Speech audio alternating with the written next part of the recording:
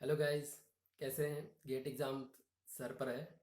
उम्मीद करता हूँ कि आपकी तैयारी अच्छी चल रही होगी और थोड़ी टेंशन हो रही होगी, थोड़ा लग रहा होगा कि क्या होगा, कैसे होगा। तो चलिए आपकी टेंशन कम कर देते हैं और आपको एक एक्चुअली स्टोरी सुनाना चाहता हूँ, मेरी रियल स्टोरी, जो शायद आपकी थोड़ी टेंशन थोड़ी कम कर दे। तो मेरी स्टोरी जस्ट ऐसे ही है, छोटी सी है कि मैं और मेरे दो दोस्त साथ में गेट की एग्ज़ाम की तैयारी करते थे।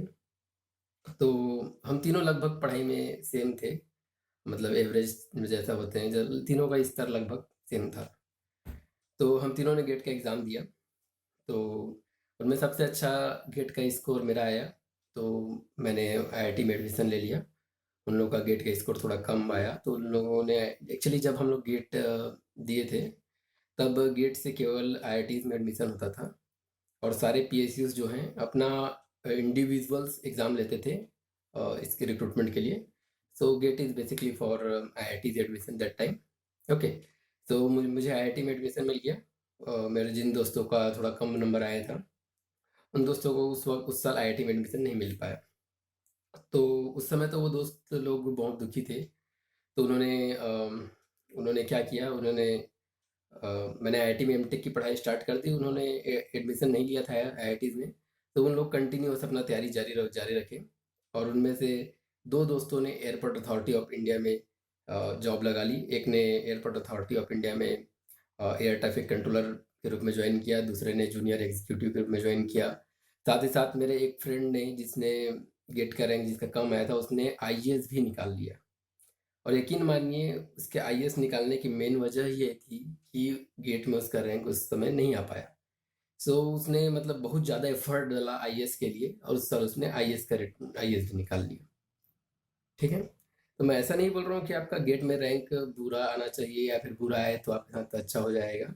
बट आपको गेट के एग्जाम में ये टेंशन नहीं लेना है कि मेरा ये एग्जाम बिगड़ गया तो मेरे फ्यूचर का क्या होगा, मेरा मेरा मतलब एक साल वेस्ट हो जाएगा, ऐसा आपको नहीं सोचना है। ये दोस्तों, अगर आपने गेट के एग्जाम की तैयारी की है, आपने मेहनत की है, तो आपका मेहनत कभी वेस्ट नहीं जाएगा। मेहनत कभी वेस्ट नहीं जाएगा। गेट एग्जाम मानता हूँ कि सारे पीएसयूज गेट एग्जाम से ही ले रहे हैं। बट आपने अगर गेट एग्जाम की सीरियसली मेहनत की है तो आपका वो मेहनत वेस्ट नहीं जाने वाला। ठीक है। आप तो उसको यूटिलाइज कर सकते हैं, आईएएस की तैयारी कर सकते हैं, ठीक है, बहुत कुछ कर सकते हैं। तो आपको बेसिकली गेट एग्जाम्स के दौरान इस चीज़ की टेंशन नहीं लेनी है कि अगर मुझसे ये कुछ क्वेश्चंस नहीं बन पा रहे हैं तो मेरा क्या होगा, मेरा फ्यूचर क्या होगा, मेरा एक साल बर्बाद हो जाएगा, ऐसा आपको नहीं सोचना है। ये सब अगर आप गेट के एग्ज़ाम के दौरान सोचेंगे तो ये आपका अपने लिए विपरीत कर रहे हैं, मतलब आपका गेट का एग्ज़ाम और भी ज़्यादा बिगड़ेगा उस वक्त अगर आप ये सब सोचेंगे तो। ठीक है। तो बेसिकली मैंने उन दोस्तों से पूछा, क्योंकि वो हम सारे दोस्त लगभग लगभग सेम थे। मुझे लगता था कि उनका रैंक ज़्यादा अच्छा आएगा, वो लोग ज़्यादा स्कोर करेंगे। तो मैंने उनसे पूछा कि ऐसा क्या हो गया कि आप लोगों का नंबर मुझसे कम क्यों आया, इस तरीके से। तो उन लोगों ने कहा, यार गेट में क्वेश्चन तो हमसे भी बन रहे थे, बट छोटे थोड़े मोड़े सिली मिस्टेक्स हो गए हमसे, मतलब सिली मिस्टेक्स हो गए, बस छोटी मोटी गलतियां हो गई हमसे कुछ कुछ। तो बेसिकली छोटी मोटी गलतियां ही बड़ा डिफरेंस क्रिएट कर देती हैं। तो बेसिकली ये छोटी मोटी गलतियां होती क्यों हैं?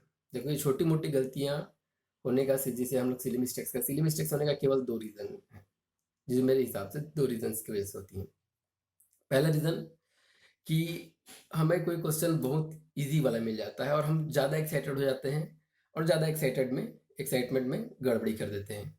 इसका एग्जांपल मैं आपको देता हूँ। जैसे कि लेट सपोज आपने जैसे कोई सिंपल सा, बहुत ही सिंपल सा आपको नेटवर्क पूछा गया है, ठीक है।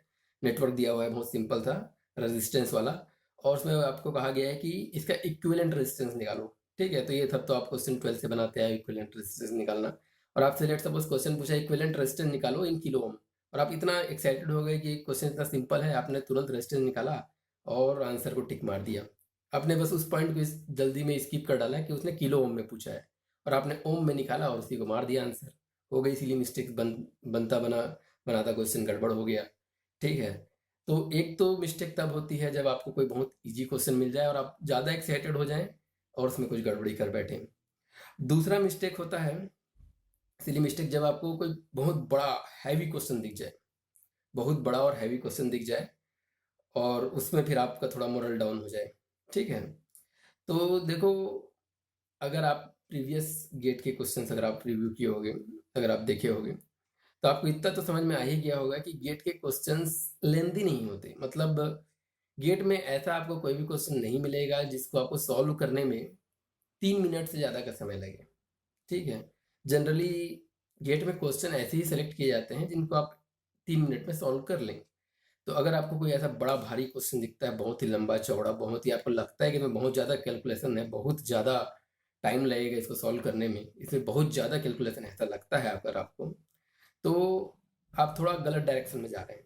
गलत डायरेक्शन में मीन्स आप फाइंड आउट कीजिए कि इस क्वेश्चन को बनाने का कोई शॉर्टकट मेथड है क्या, इस क्वेश्चन को किसी ट्रिक से कम मेहनत से बनाया जा सकता है क्या, ऐसा आप सर्च कीजिए। ठीक है, क्योंकि गेट क्वेश्चंस, अगर आप गेट क्वेश्चंस के प्रीवियस ईयर पेपर्स को एनालाइज करेंगे तो आप इतना जरूर समझ जाएंगे कि गेट के जो क्वेश्चंस होते हैं वो टफ नहीं होते। ठीक है, वो सॉरी वो लेंदी नहीं होते, वो लेंदी नहीं होते, वो टफ नहीं होते, केवल और केवल वो ट्रिकी होते हैं। जस्ट आपको क्या करना है, उनके ट्रिक्स को पकड़ने हैं। ठीक है, और गेट के क्वेश्चंस बहुत इजी भी नहीं होते, मतलब इतने भी खराब नहीं होते कि उसका कोई स्टैंडर्ड ना हो, स्टैंडर्ड हो, बट उनका जो मेन मोटो है आपकी कैलकुलेशन स्किल्स चेक नहीं करनी है कि आपको कितना लेंदी क्वेश्चन दे और आप उसको जल्दी बना ले। बेसिकली आपका एनालिटिकल माइंड चेक करना है, तो उनके जो ट्रिक्स हैं उनको पकड़ने हैं। तो बेसिकली वो चेक करेंगे कि आप ट्रिक्स पकड़ पा रहे हैं या नहीं पकड़ पा रहे। ठीक है, तो लेंदी क्वेश्चन देख के भी डरना नहीं है, हैवी क्वेश्चन देख के डरना नहीं है, और बहुत इजी क्वेश्चन देख के भी आपको एकदम ओवर एक्साइटेड में गलती नहीं करनी है। ठीक है, तो बस आज के लिए इतना ही, और चूंकि गेट का एग्ज़ाम सर पे है तो आप सबको ऑल द बेस्ट, और बहुत अच्छे से परफॉर्म कीजिए। और आपके गेट के स्कोर अच्छे आते हैं तो मुझे इस वीडियो में कमेंट बॉक्स में लिख के अपने स्कोर ज़रूर बताएं, मैं आपके कमेंट्स का वेट करूंगा। और साथ ही आपको एक बात और कहना चाहता हूँ, गेट से रिलेटेड, गेट के एग्ज़ाम से रिलेटेड मेरे अदर टिप्स भी हैं।